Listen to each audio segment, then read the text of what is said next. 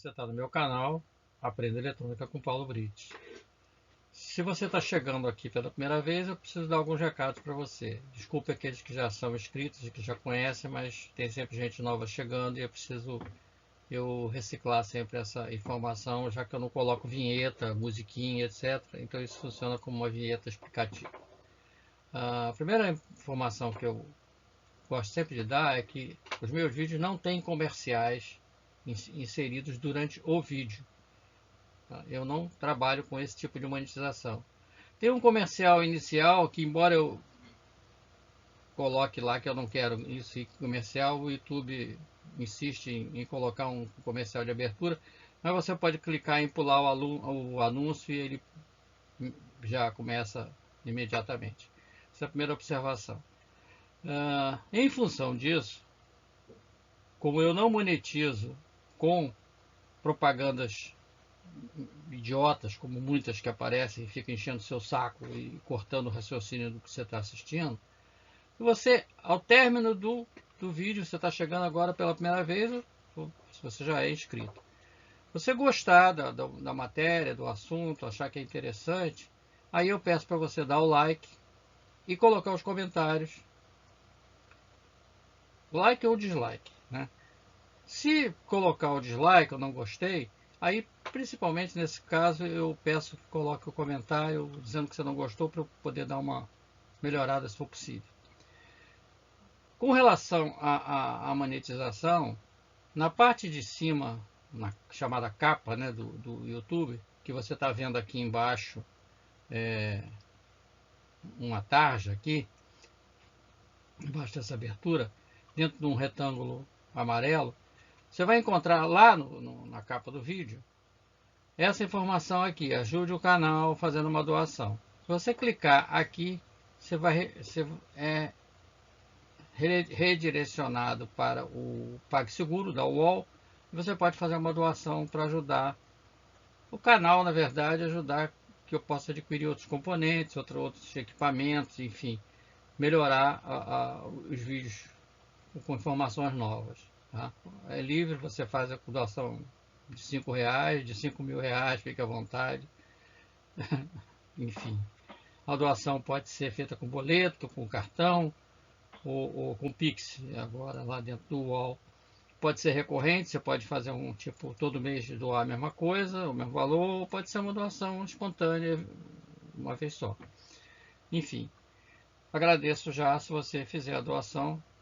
Os que já são inscritos, muitos já me perguntaram isso. Eu sempre coloco lá na descrição uma tarjazinha, um link, né, para doação, mas agora eu coloquei isso aqui, essa modalidade que eu acho que vai ficar mais fácil.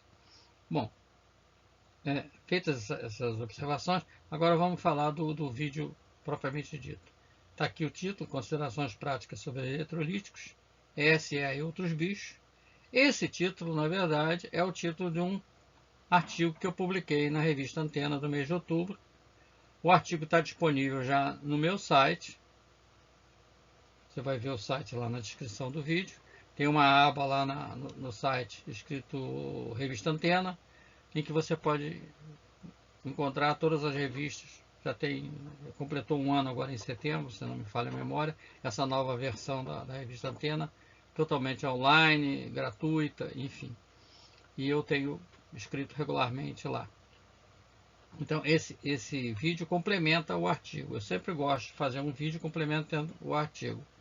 No artigo eu entro mais detalhes, eu escrevo mais algumas coisas, e no vídeo eu faço uma parte mais prática, né, mais pé no chão. Mas eu sempre recomendo, não assiste só o vídeo, assiste o vídeo e lê o texto, né? Como diz aquela história, né? Veja o filme e leia o livro, é mais ou menos por aí, tá? Pouca gente faz isso, pelo menos no Brasil, desconheço alguém que faça o texto e faça o vídeo relativo ao texto. Bom, o nome está dizendo: Considerações Práticas sobre Eletrolíticos, SR e Outros Bichos. Quem já me conhece sabe que os meus títulos são sempre um pouco fora do convencional, e durante o vídeo e durante o artigo você vai entender o que são os outros bichos. Essa questão do SR é sempre uma questão polêmica, perguntas sobre o assunto, enfim. Eu já escrevi não sei quantos artigos sobre isso, tem alguns aqui no link para quem quiser ler. Eu não vou reportar a questão do que é o SR e tal, eu vou ficar numa coisa mais objetiva, sempre tentando trazer uma informação nova, principalmente, né, para os reparadores. Ela é importante para o projetista? Sim. Para o pessoal do Arduino? Sim. É sempre importante. Mas para o reparador, ela é super importante. Vamos dar uma olhada, então, no próximo slide. A cortininha eu não consegui tirar, esqueci de desmarcar lá, ela marca automática, mas tudo bem.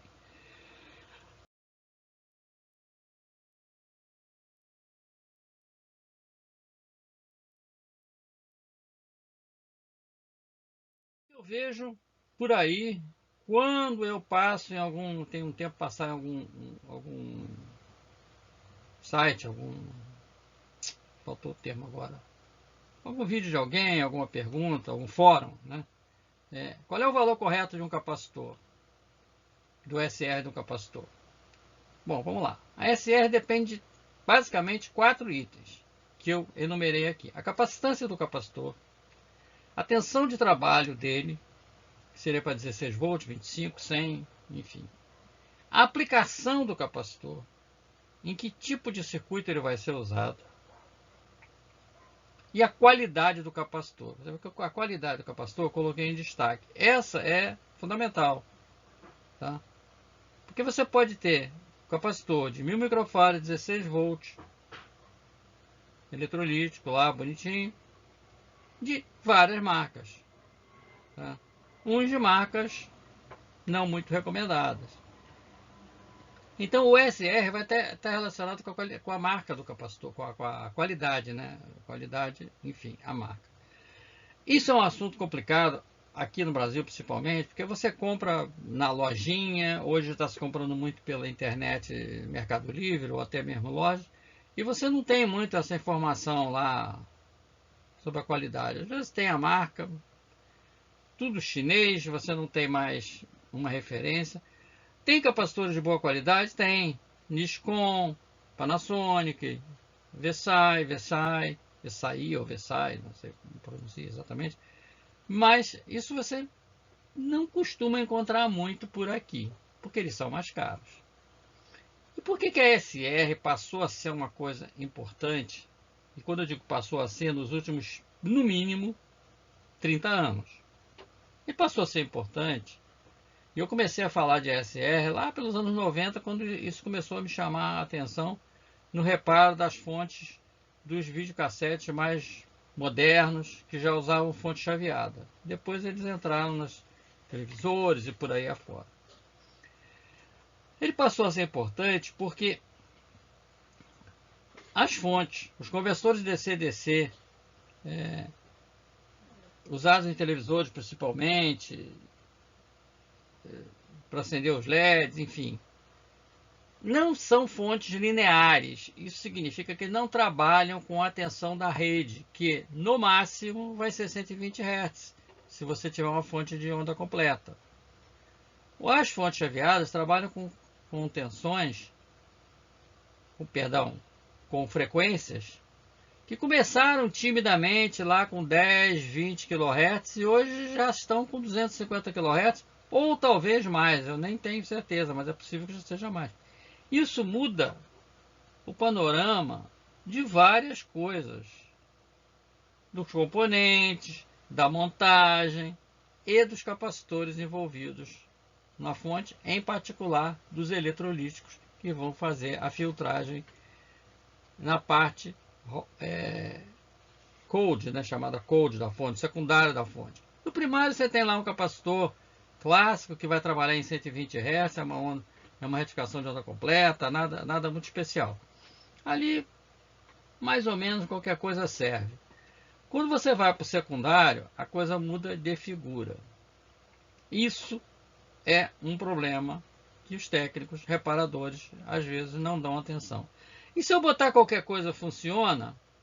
Talvez sim, talvez não, talvez funcione na hora, talvez pare algumas horas depois, alguns meses depois, ninguém sabe.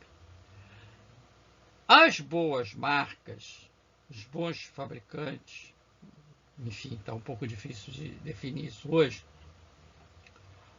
colocam nos seus manuais, nos seus esquemas, quando você tem o esquema, um símbolo que é um...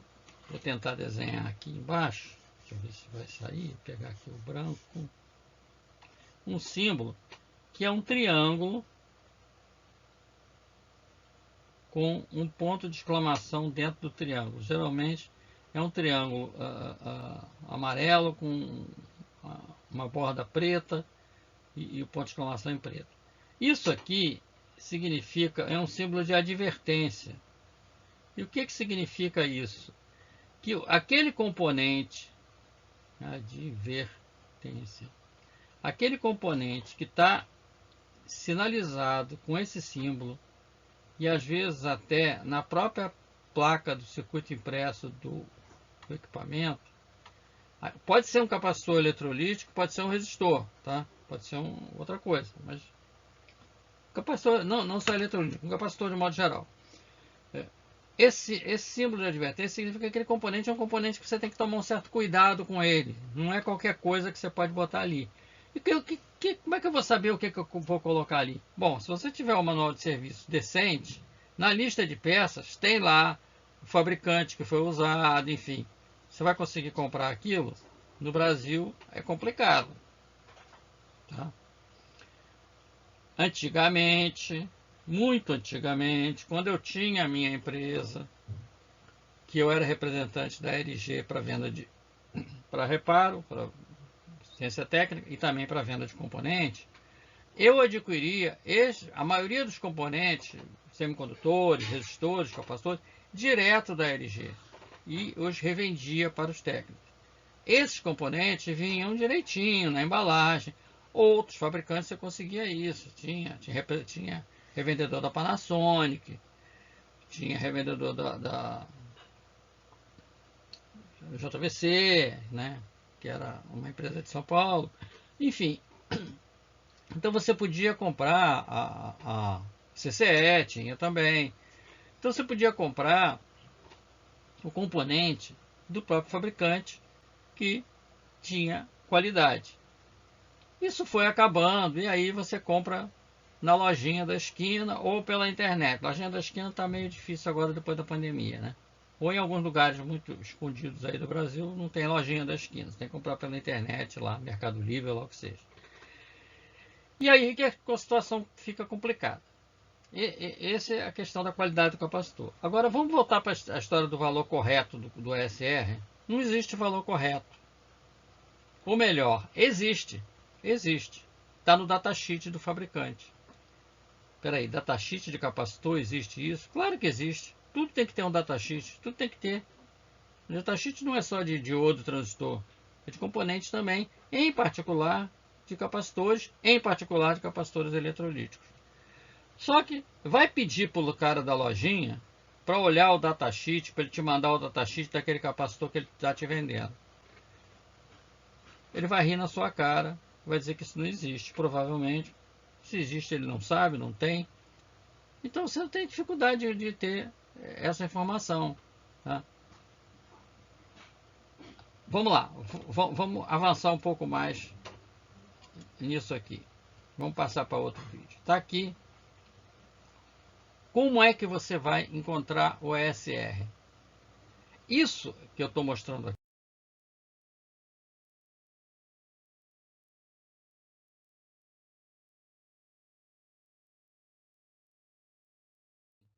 é para ilustrar, porque na prática você não vai fazer isso. Nem eu faço e ninguém vai fazer. Mas eu estou mostrando como é que você chega ao valor da SR.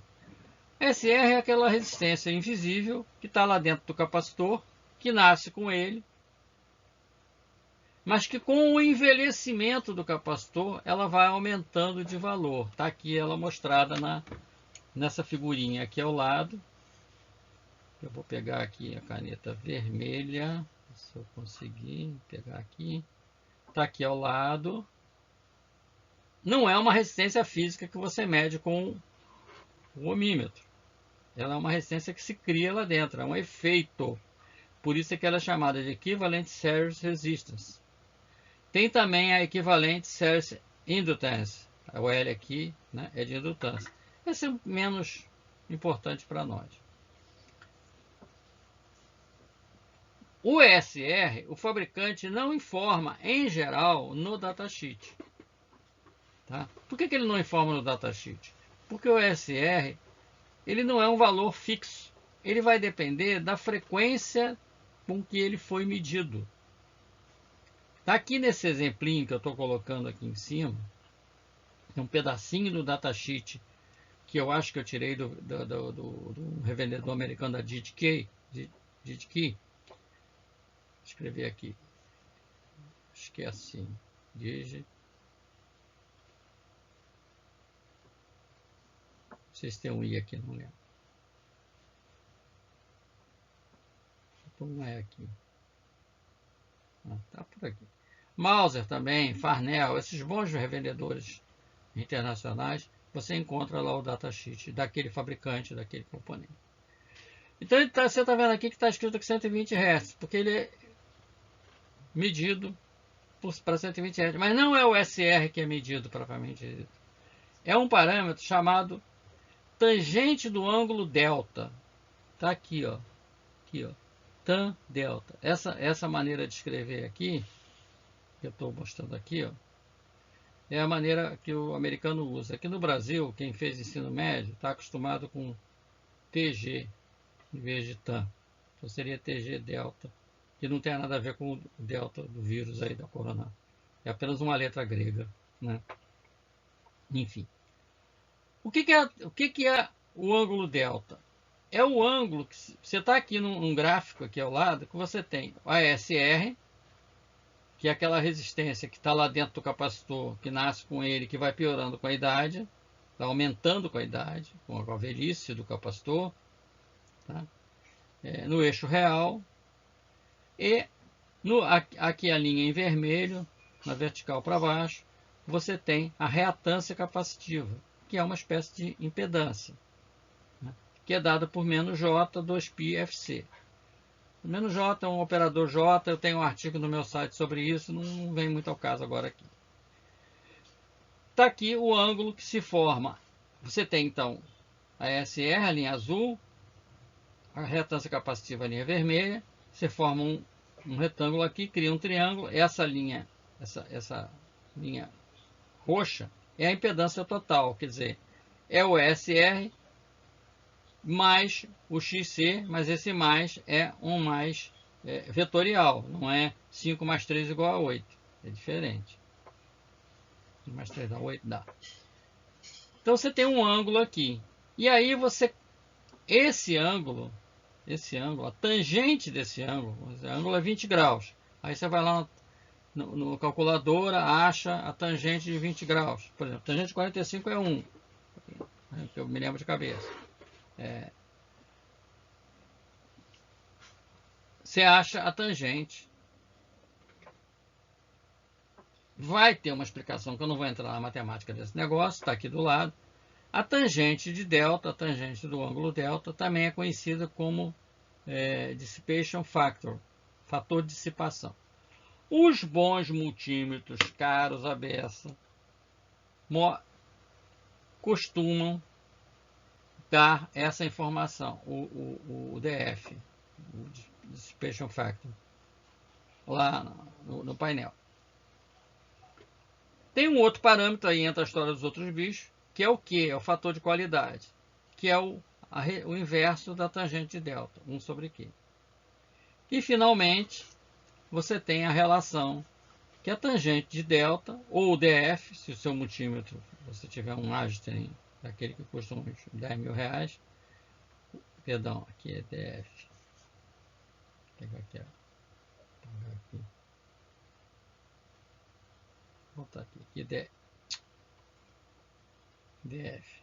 Tangente de delta, ele talvez não mostre tangente de delta, ele mostra DF, dissipation factor, é o ESR dividido pelo XC. Ora, o XC, reatância capacitiva, aqui está como ZC, mas podia ser XC, né? Voltando aqui para cá. É 1 sobre 2πfc. Olha o F entrando aqui. Então, Esse valor vai variar com a frequência.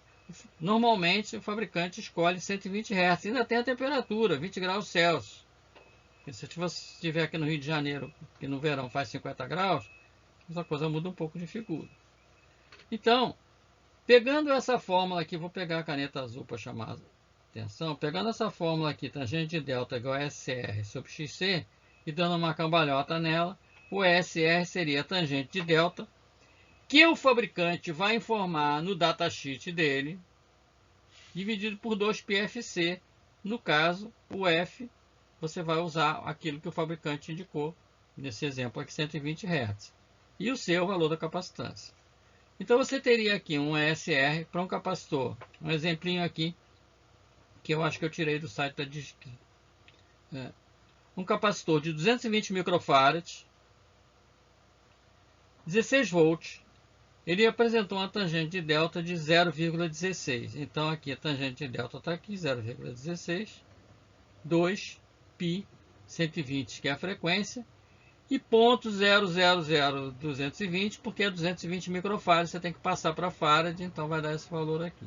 Faz essa conta, dá 0,97. Esse seria o valor do SR desse capacitor, dessa marca, nessas condições.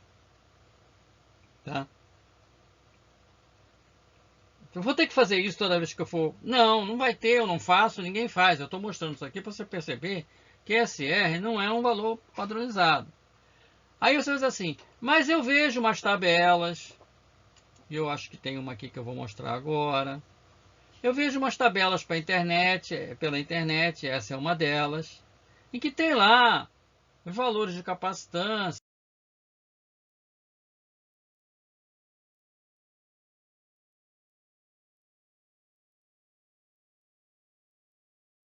tensões e os valores os númerozinhos que seria o valor da SR, que é uma resistência.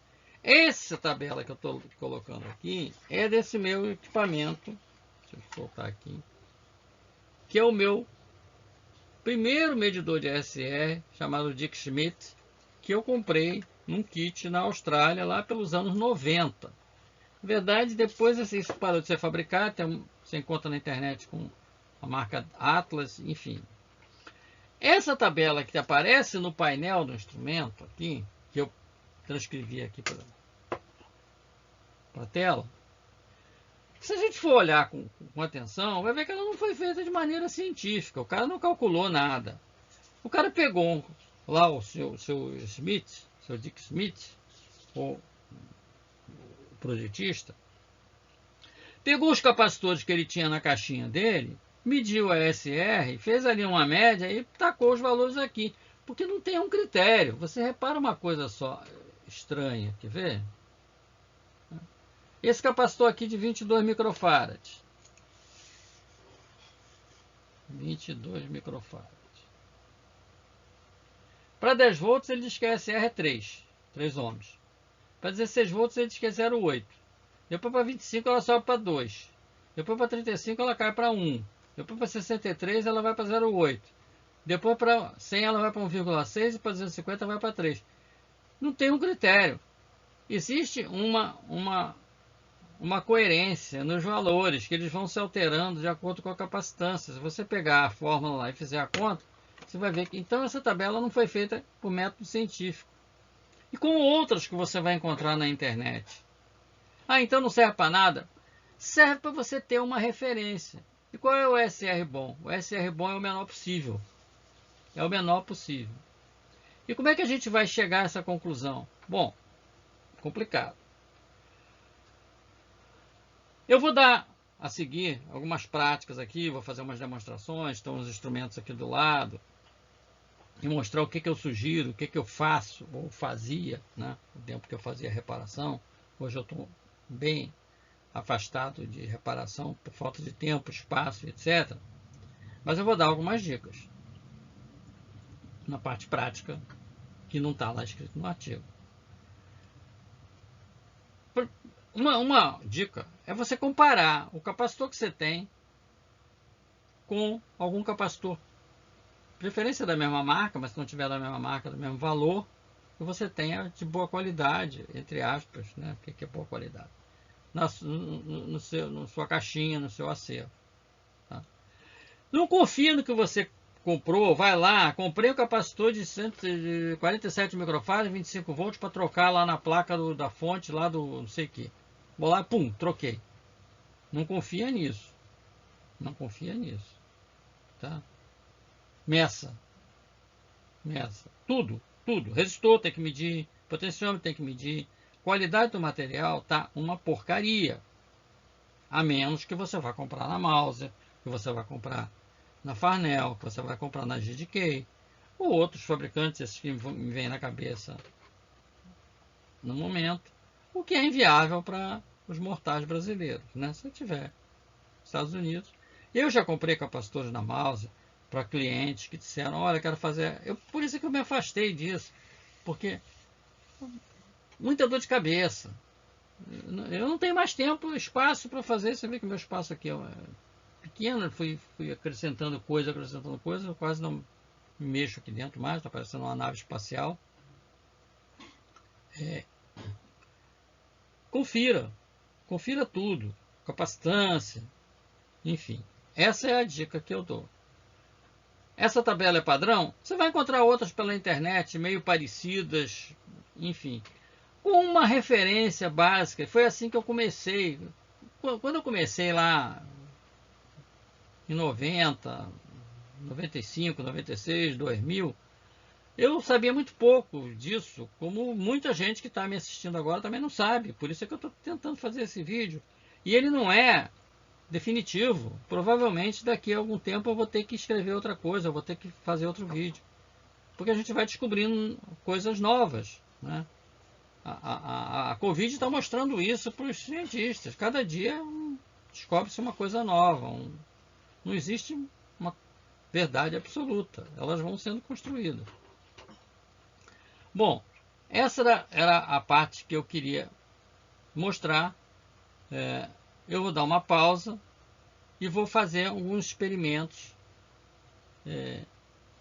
mostrando ali. Antes de fazer os experimentos, o que eu costumo fazer? Se o capacitor é usado, ou até mesmo novo, eu primeiro costumo medir o capacitor pelo velho método do multímetro analógico da carga-descarga, que era o que a gente tinha lá no passado. Né? A gente testava o capacitor, carregou, descarregou, com o multímetro analógico. E aí vem uma coisa interessante que eu observei. Na verdade, eu já tinha observado, mas estava meio esquecido. Qual multímetro analógico usar? Bom, eu peguei aqui um multímetro novo, né? Novo. Que é esse Cell MA70. Tá? Existe um parecido aí da Minipa, que eu não tenho, mas deve ser a mesma coisa. Esses multímetros que dizem que mede vezes 100K, isso aqui é um meio fake. Porque ele tem um amplificador aqui dentro, não é um negócio que não é. E como é que você vai saber se o multímetro é bom? O multímetro é bom quando ele tem a menor escala possível de medir corrente. Esse aqui tem 50 microamperes. Você pega um Sanva 320X ou um AF105, você tem uma escala de 25 microamperes, 30 microamperes. Porque isso está relacionado com o instrumento analógico, o galvanômetro. E é por isso que aqueles instrumentos precisam de usar baterias de 22,5 volts, né, que não se encontra mais, mas eu tenho vídeos e artigos, etc., mostrando soluções para isso. Como eu disse, essas soluções foram evoluindo. No passado eu já usei até bateria de 12 volts em série. Hoje você tem como fazer isso com um conversor de DC-DC. Eu mostrei isso recentemente num vídeo aqui do canal. Esses multímetros são difíceis de achar hoje, não são mais fabricados. Me perguntaram no outro dia, por que os fabricantes não fazem mais? Porque os técnicos não compram. Não fazem, porque os técnicos não compram, vai ficar muito caro.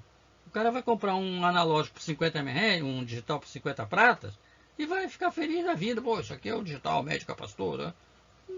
Mais ou menos. Um digital bom vai custar 6 mil reais. Com o dólar é quase 6 reais, você vai botar 1.000 vezes 6, $1.000. 500 dólares, 3 mil reais. O técnico do Brasil não vai comprar isso. Não tem como. Então ele vai se contentar com uma coisinha mais ou menos. É o primeiro ponto. Então esse multímetro aqui, eu fiz uns testes com ele e, cara, não serve para fazer o teste de capacitor à moda antiga da carga-descarga. Até esse aqui,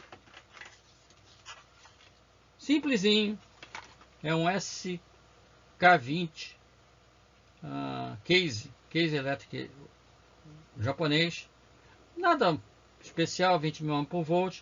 Até esse se comportou melhor. Na verdade, aquele não se comportou melhor, ele se comportou mal, né? Ele não conseguiu dar uma resposta boa.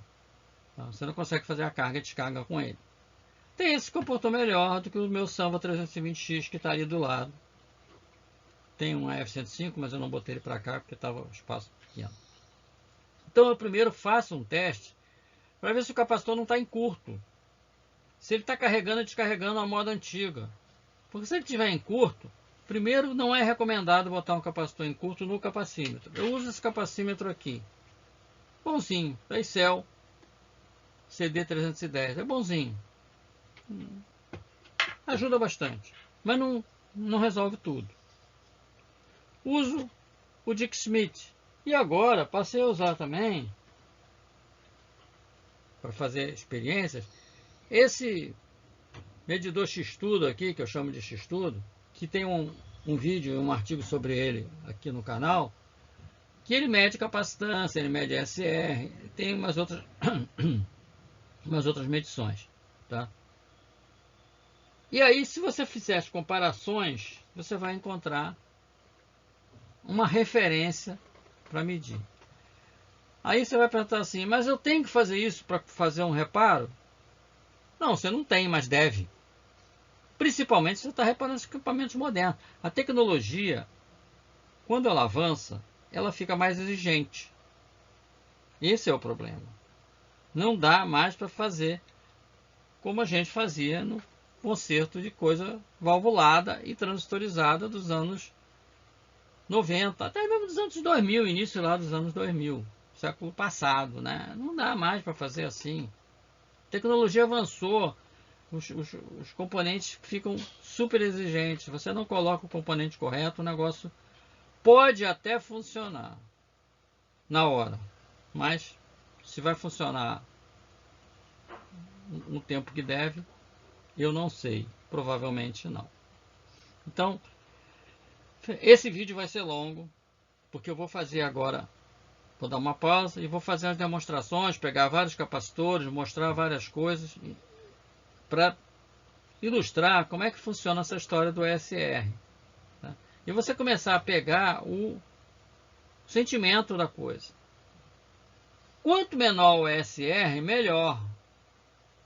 SR de 5, 10, depende do capacitor. Você está vendo aqui que à medida que o capacitor, nessa tabelinha meia boca, que à medida que a capacitância aumenta, o ESR deve diminuir. E por que ele deve diminuir? Porque se a capacitância aumenta, o XC diminui muito. Então o ESR tem que ser pequeno, senão ele vai competir com a reatância capacitiva. Esse é o problema. O ESR também tem uma relação com a tensão de trabalho. Dependendo da tensão de trabalho, o ESR muda. Entendeu? Geralmente aumenta um pouquinho. Depende da marca, depende, enfim, da qualidade, né? Quando eu digo marca, qualidade. Então eu vou fazer uma pausa agora aqui. Deve dar uma interrupçãozinha na volta. Para passar para a parte prática, demonstrativa e tentar ajudar, principalmente os técnicos reparadores, seja os que estão chegando agora e os mais antigos que têm dificuldade com esse assunto. Tá? Até já.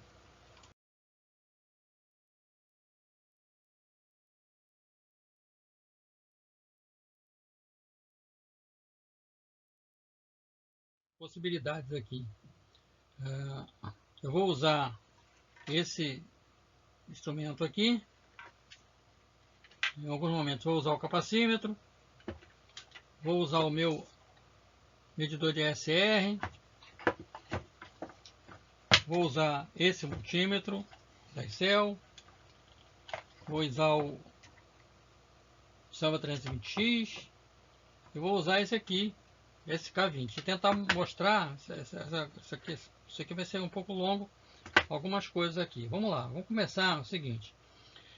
Método antigo que a gente usava para testar capacitor. Eu vou pegar o Samba 320X. Vou dar uma mexida aqui. Tentar chegar ele para cá. E ver se eu consigo botar aqui um apoio aqui para ele ficar um pouquinho alto. Tentar o melhor possível aqui, porque eu sozinho aqui para poder fazer a demonstração fica meio difícil. Tem um monte de trás aqui atrás que eu vou tentar esconder aqui para não confundir muito. O que a gente fazia lá no passado? Botava o instrumento na escala de medir resistência. Eu estou colocando esse Samba 320X, tem bateria de 22,5 volts, que eu não estou usando a bateria, eu estou usando uma fonte externa que está aqui com um conversor DC lá dentro, que eu já falei isso aqui em outros artigos. Então eu vou zerar aqui. Eu estou na maior escala aqui. Eu vou pegar o capacitor aqui aleatoriamente, peguei esse capacitor de 470 microfarads e 63 volts. Ele está novo e tal. Muito bem. Vamos ver se dá para pegar o painel aqui. Não sei, a ideia era tentar chegar mais aqui. Vamos ver se vocês vão conseguir ver lá o ponteiro lá. O ponteiro bateu lá em cima e ele vai descarregar lentamente. Só que como eu estou na escala, nesse momento, estou na escala de 100 megôhm, ou seja, uma resistência alta, vai demorar muito tempo para descarregar. Então o que eu vou fazer? Eu vou mudar uma escala aqui mais para baixo. E ele já está descarregando. Eu não sei se está dando para ver que o ponteiro está caindo. Depois a gente inverte. Está caindo lentamente. A gente inverte. Vai bater lá no canto. Vai demorar um tempinho, mas está caindo. Está descarregando o capacitor que foi carregado com a fonte interna através da resistência interna do instrumento.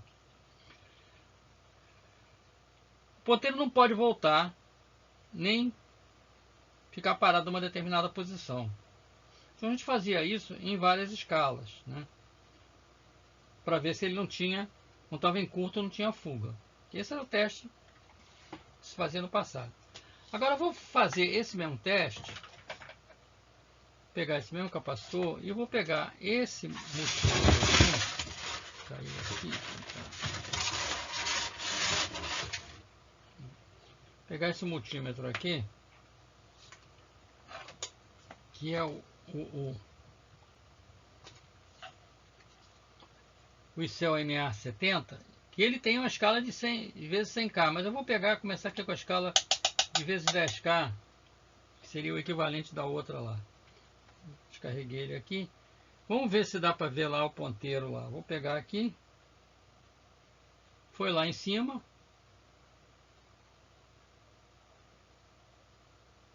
Está voltando muito, muito lentamente.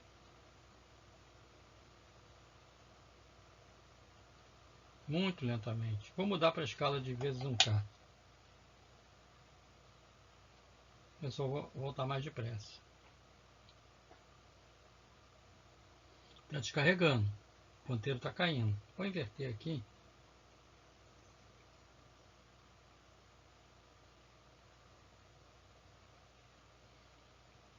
Bom, vai ficar aqui o resto do dia. Parece que dava para quebrar o galho. Agora eu vou fazer o seguinte. Vou com a mesma coisa. Vou com esse instrumento aqui. Tentar botar ele aqui na frente do outro. Esse aqui é menorzinho. Ele tem a escala de vezes 1K. Vou usar essa escala de vezes 1K, que é o SK20. SK20. Vou botar ele aqui, ó.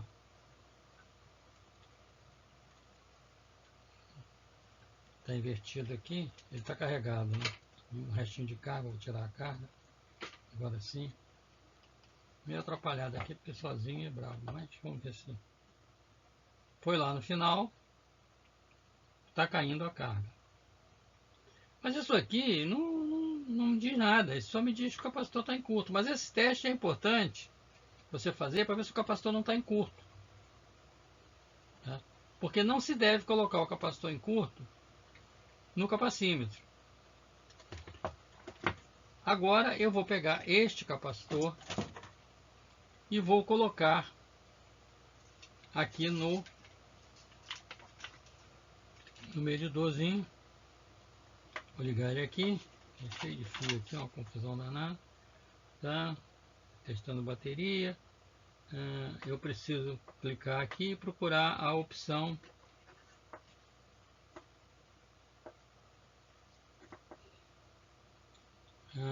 vou procurar aqui a opção de capacitor. Tá aqui. Passei direto.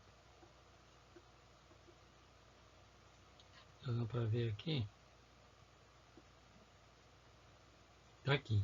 C mais ESR TP1 TP3. Que seria colocar aqui nos slots. Mas eu vou colocar aqui nas minhas garrinhas jacaré separadas para ficar mais fácil. TP1 TP3. Eu já fiz aqui. De modo que a garra azul e a garra verde eu sei que é TP1 e TP3. Tá? Botei o capacitor. Está lá na posição. Vou clicar aqui para ele fazer a medida. Tá? Ele mediu 439 microfarads, 0,16 ohms de ESR. 439,16. Vamos marcar esse valor aí. Agora eu vou pegar esse capacitor e vou botar no capacímetro aqui. 439 microfarads, eu vou usar a escala de 2000 microfarads. Ele aqui manda obedecer a polaridade.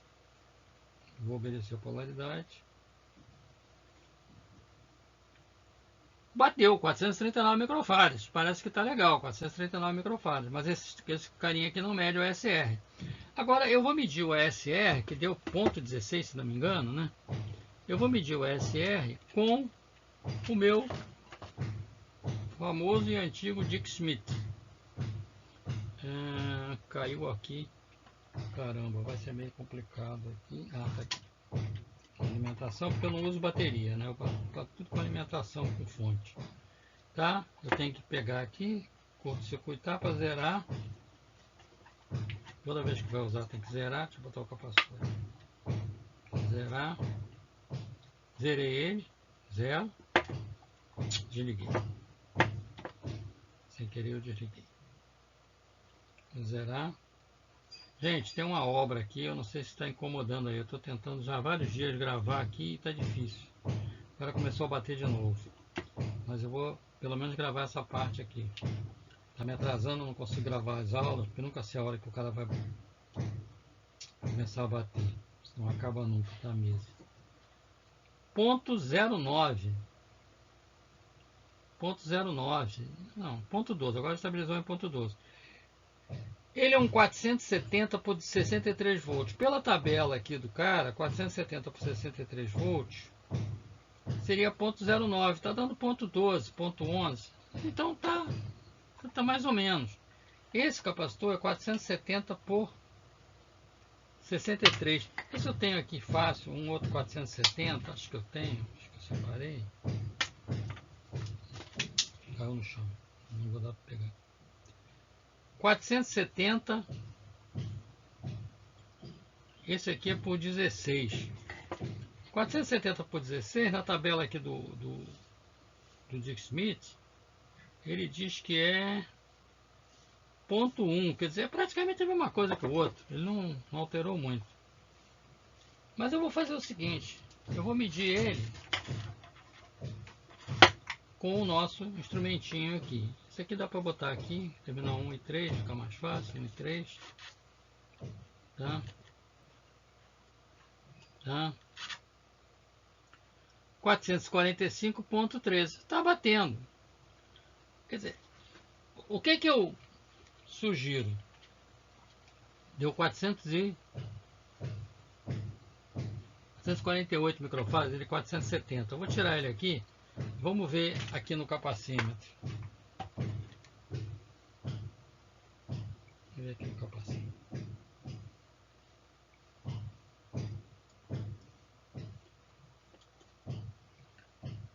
447. Está batendo. O que eu sugiro, você tem que ter vários instrumentos. Tá? Para fazer como a chamava antigamente, né, a prova dos 9. Médico um, médico outro, e compara para chegar a conclusões. Agora, eu vou pegar um outro capacitor aqui. Não sei se esse barulho aí da bateção vai atrapalhar a gravação, mas desculpe, talvez sim. Isso aqui, eu lembro que quando eu fazia manutenção lá nos anos 70, é um dos piores capacitores que tinha no mercado, da marca Log. O pessoal da antiga deve conhecer, indústria brasileira. Ele já começa errado aqui no rótulo. O capacitor é tão ruim que o fabricante não sabe nem a unidade de medida, porque ele botou aqui 2000 M minúsculo, F minúsculo. Está errado. Está tudo errado, porque o F tem que ser maiúsculo de Farad, não pode ser minúsculo. E esse M aqui indicaria que seria, vamos supor que o F seja Farad, indicaria milifarad. Ora, 2000 milifarad são 2 Farad. Isso não é um capacitor de 2 Farad. Então, provavelmente, seria um capacitor de 2000 microfarads. E eu já vi muito esquema e muita gente colocando o M aqui como micro. Tá errado. O micro é aquele Uzinho com perninha. O M é mili, que tem lá no miliamperímetro, milivoltímetro. Então ele já começa errado, porque o fabricante não sabe nem a unidade de medida. Não sabia, né? Esse era um dos piores capacitores que tinha. Eu acho que ele está ruim. Está guardado aqui. Eu vou começar a fazer aqui uma observação nele com o Samba 320X. Vamos ver o que ele vai dar aqui.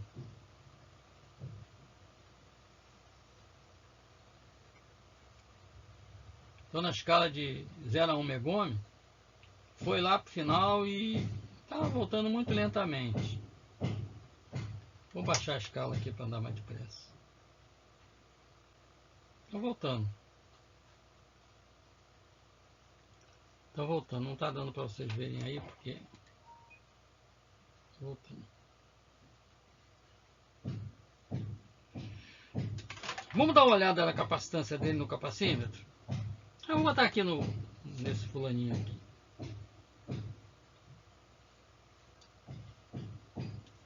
O azul e o verde.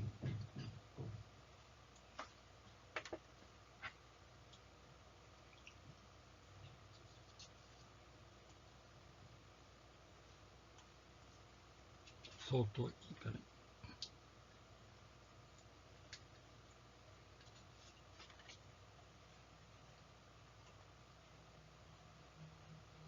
Está dando aqui 6,7 nanofarad. Nano.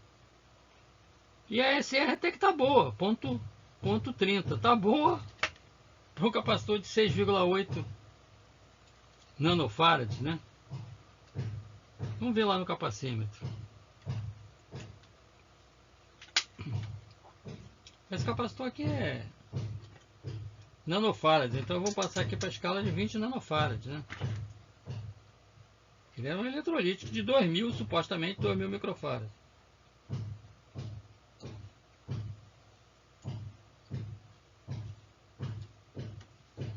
Nanofarad.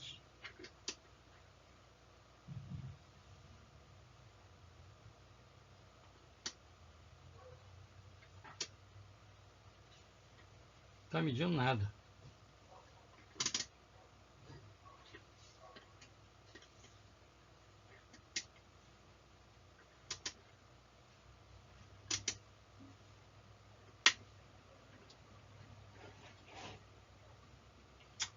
Perdão, eu falei errado ali.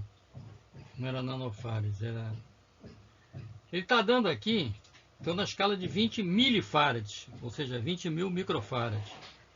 Ele está dando 5,38 milifarads, ou seja, 5.300 e tal. O capacitor de 2.000 está dando 5.000 e pouco. Está meio estranho, né? Bom, capacitor velho eu não usaria para nada, né? Porque ele é de 2.000 e está dando 5.000 e tal. A ideia, vou voltar aqui, botar minha cara aqui para poder terminar essa parte. A ideia que eu quero chamar a atenção é que você não pode ter um instrumento só. Não dá para ter um instrumento só. Você tem que ter vários e fazer medidas comparativas e até comparar com outros capacitores parecidos para chegar à conclusão. É um processo experimental, trabalhoso, tá? Esse ICEL que eu vi aqui, em algumas medições ele não se comportou bem. Eu não gosto desse instrumento. Eles dizem que mede transistor, é fake. Eu tenho um artigo no meu site sobre isso, tá? Para testar transistor pela moda antiga, tem que ser instrumento tipo Samba 320X, AF105 e outros desse naipe. Instrumento com bateria alta, 22,5 volts. Isso está explicado lá no artigo, está explicado nas minhas aulas do clube, em vários lugares, tá? Essa é a ideia que eu quis passar com essa série de artigos. E agora eu vou dar mais uma pausa e falar do último parâmetro lá, dos outros bichos lá que eu falei. Eu falei da SR, né? Falei da tangente de delta, expliquei como é que o SR é gerado a partir da tangente de delta. Você não vai fazer isso na prática, não vai pegar a tangente de delta para calcular o SR, mas eu estou passando isso para mostrar como é que essa coisa, que essas tabelas que aparecem na internet, você pegar 10 tabelas, 11 devem ser diferentes, porque elas não são feitas com base na teoria, elas são feitas experimental. O cara pegou os capacitores que ele tinha lá e mediu, e os deles são os dele, os outros são os outros. Agora, uma coisa você pode tirar de lição: a SR, quanto menor, melhor. Existem capacitores eletrolíticos chamados Low SR, baixo SR. Mas não pense que se você vai botar um Low SR no lugar de um capacitor convencional, num circuito, que isso vai ser melhor. Não sei, talvez não. Tem que ver o que o fabricante especificou. O projetista é que sabe. Eu não sei. Ninguém sabe. O projetista é que sabe o que estava na cabeça dele, quais foram as intenções. Você não tem os documentos do projeto. Na melhor das hipóteses, você tem um esquema. Na melhor das hipóteses, você tem um esquema, tá? Não tem mais nada. Vamos passar agora para mais um slide, que eu vou dar uma fechadinha nesse tópico e mostrar mais um parâmetro que aparece nesses instrumentinhos X-Tudo aqui que eu coloquei, que é o Veloz.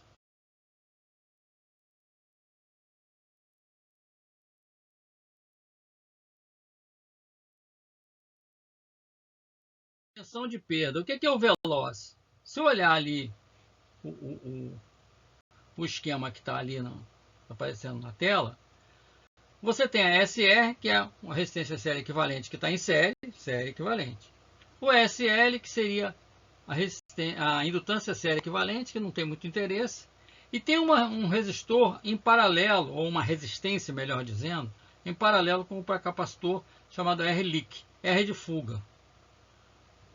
Tem uma fuga interna dentro do capacitor, uma fuga natural que nasce com ele, e uma fuga que vai se produzindo ao longo do tempo, chegando até virar curto mesmo, é fuga geral, né?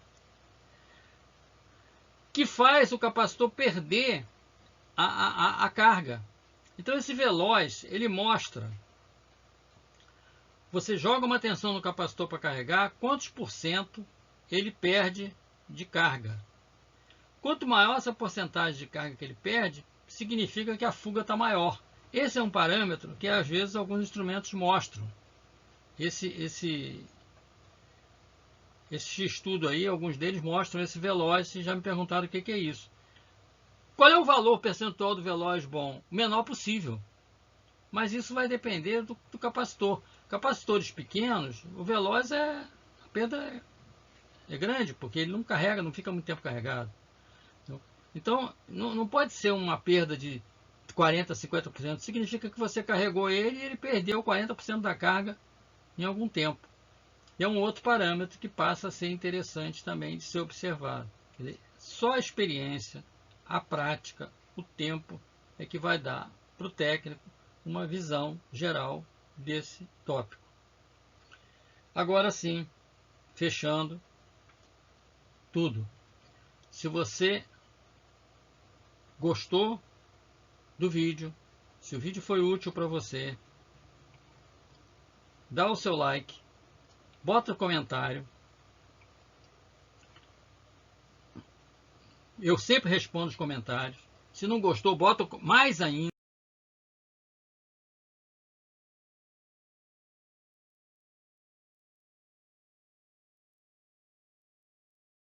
Se não gostou, mais ainda, bota o comentário dizendo o que você não gostou. O vídeo ficou longo? Ficou. Dá o like, bota o comentário. E como não tem, você viu que não tem comercial nenhum, só aquele comercial inicial lá que o YouTube bota lá sem eu autorizar. Mas aquele você pode clicar no pular e ele fecha rapidamente. Estou botando aqui, novamente para chamar a atenção, lá no topo da página lá do YouTube, né, do vídeo, a chamada capa do YouTube, está lá o meu nome escrito meio cortado, de propósito, Paulo Britt.